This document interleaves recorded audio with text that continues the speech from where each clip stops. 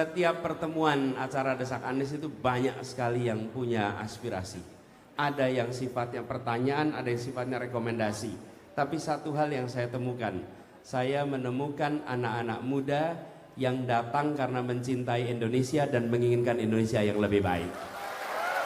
Dan semua yang datang ke sini itu karena mencintai Indonesia dan ingin Indonesia lebih baik.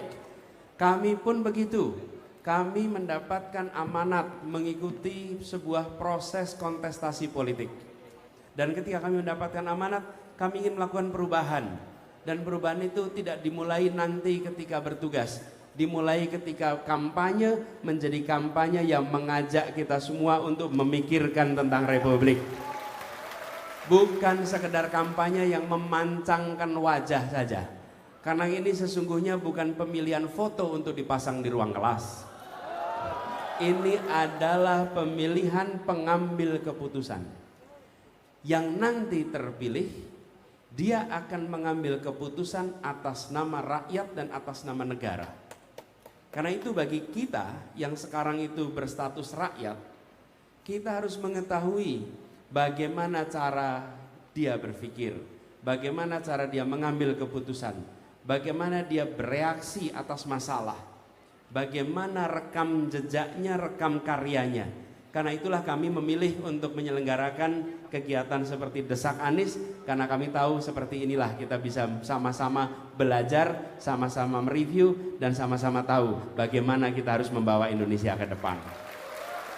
Nah, itu sebabnya kami memilih pola ini. Ada tema yang desaknya panas, ada tema yang desaknya substantif. Kalau pendidikan itu pasti substantif. Tapi ada tema desak yang panas. Bicara IKN, wah penuh semangat itu di situ. Ada yang datang dengan penuh semangat, ada yang datang dengan mengatakan, "Pak, saya pendukung paslon yang lain." Dan desak adalah ruang bebas untuk siapa saja menyampaikan apa saja.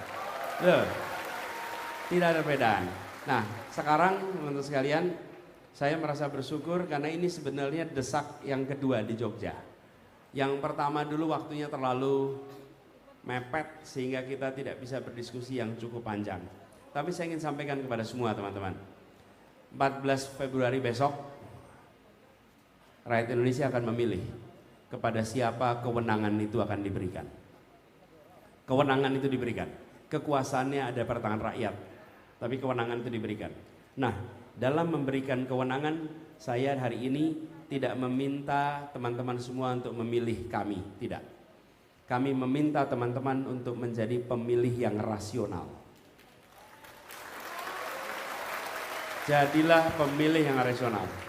Kami tidak meminta Anda memilih kami, tidak. Tapi kami minta Anda memilih rasional. Memilih rasional itu artinya apa? Jadilah orang yang rasional. Rasional itu dari kata rasio. Rasio itu artinya perbandingan. 2:3 itu rasio. Membandingkan. Anda bandingkan 1, 2, 3. Bandingkan rekam jejaknya, rekam karyanya, rekam pikirannya, termasuk juga bagaimana mengelola perbedaan, bagaimana memformulasikan keputusan. Itu semua dibandingkan. Sesudah itu, teman-teman sekalian, ketika tadi saya menyampaikan jawaban, pasti yang mendengarkan akan memiliki derajat kesetujuan dan ketidaksetujuan. Ketika saya menyampaikan belum tentu saya setuju, tidak. Dan saya pun tidak berencana untuk mengatur pikiran teman-teman dengan mengatakan supaya setuju, tidak. Pasti dia bilang, saya setuju 70%, saya setuju 80%, saya setuju 90%. Mungkin ada, yang ini saya setuju 100%. Mungkin ada, ini saya setuju 30%. Anda akan membandingkan jawaban dan pikiran dengan diri Anda. Lakukan itu pada ketiganya. Bila yang ketiganya punya kesempatan untuk Anda bandingkan. Betul kan? Kami memilih melakukan ini supaya teman-teman bisa membandingkan.